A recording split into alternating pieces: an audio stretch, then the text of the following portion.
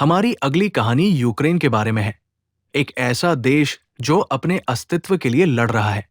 शहर बर्बाद हो चुके हैं और विदेशी मदद घटती जा रही है। ऐसे में यूक्रेन के पास अपनी युद्ध की तिजोरी भरने के लिए एक नया प्लान है। ये उतना ही साहसी है जितना कि चौंकाने वाला। यूक्रेन अब पोर्नोग्राफी को वैध करना चाहता है। इसका मानना है कि इससे टैक्स के रूप में लाखों डॉलर की कमाई हो सकती है। सोचिए, ऑनलीफैंस एक अनौपचारिक रक्षा साझेदार की तरह हो सकता है। तो यूक्रेन के लिए आजादी की नई कीमत क्या है? हो सकता है कि वो हो वयस्क कंटेंट की मंथली सब्सक्रिप्शन। कुछ लोगों के लिए ये इनोवेशन है, लेकिन कई इसे हताशा का संकेत मानते हैं। हमारी अगली रिपोर्ट इस पर रोशनी डालती है। युद्ध अब अपने तीसरे वर्ष में प्रवेश कर चुका है। कीव ने हजारों सैनिक खो दिए हैं। लाखों लोग विस्थापित हो चुके हैं। बुनियादी ढांचा नष्ट हो गया है। पश्चिमी सहयोगी देश मदद कम कर रहे हैं और यूक्रेन अस्तित्व के लिए संघर्ष कर रहा है। आप अच्छी स्थिति में नहीं हैं। आपके पास अभी कार्ड्स नहीं हैं। युद्ध ने यूक्रेन की अर्थव्यवस्था को अपंग कर दिया है। उसके खजाने खाली हो रहे हैं। कीव फंड्स के लिए बेहद परेशान है। तो एक आर्थिक संकट से जूझ रहा देश क्या करता है? शायद वो पोर्नोग्राफी की ओर रुख करता है। हाँ, यूक्रेन वयस्क मनोरंजन उद्योग को वैध करना चाहता है। सांसद यारोस्लाव जेलेज़नियाक इस पहल का नेतृत्व कर रहे हैं।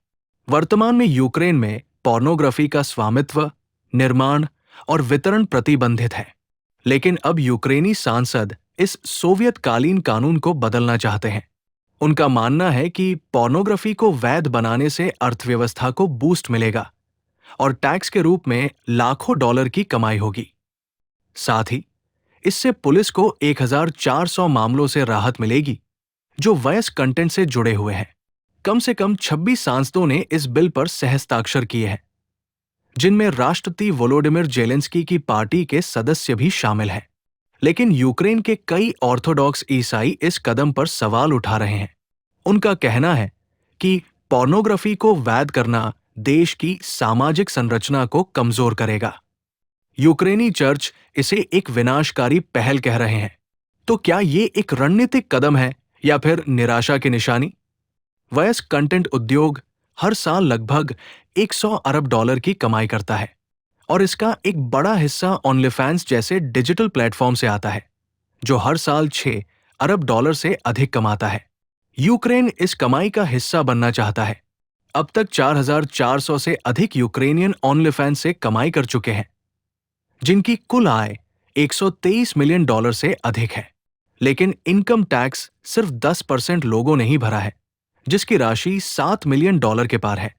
कई यूक्रेनी इस प्लेटफॉर्म का उपयोग सेना के लिए फंड जुटाने में भी कर चुके हैं। सांसदों को लगता है कि यदि पॉर्न को वैध कर दिया जाए तो टैक्स संग्रह 12 मिलियन डॉलर से भी अधिक हो सकता है, जिससे ड्रोन, गोला बारूद और हथियार खरीदे जा सकते हैं। लेकिन क्या वाकई में ये यूक्रेन के आर्थिक संकट को हल कर सकेगा?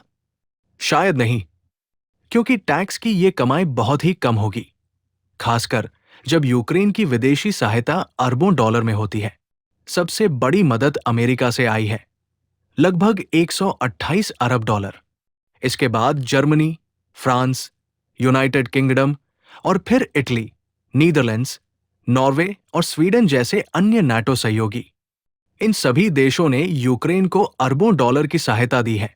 साथ ही हथियार भी मुफ्त में दिए हैं। पॉन से टैक्स की कमाई यूक्रेन के युद्ध खर्च का मुकाबला नहीं कर सकती।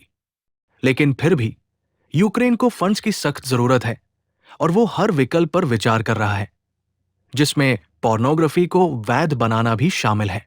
अगर यूक्रेन इसमें सफल होता है तो ये ऐसा करने वाला पहला देश बन जाएगा जिसने अपनी सेना को फंड करने के लिए पॉर्न इंडस्ट्री को वैध किया। तो क्या ये एक ट्रेंड बनेगा? क्या युद्धग्रस्त देश ऐसे असामान्य तरीकों की ओर रुख करेंगे? हम पहले ही क्रिप्टो डोनेशन और भीड़ से जुटाए गए ड्रोन देख चुके हैं और अब शायद ऑनलीफैंस द्वारा फंडेड तोपखाना भी देख सकते हैं।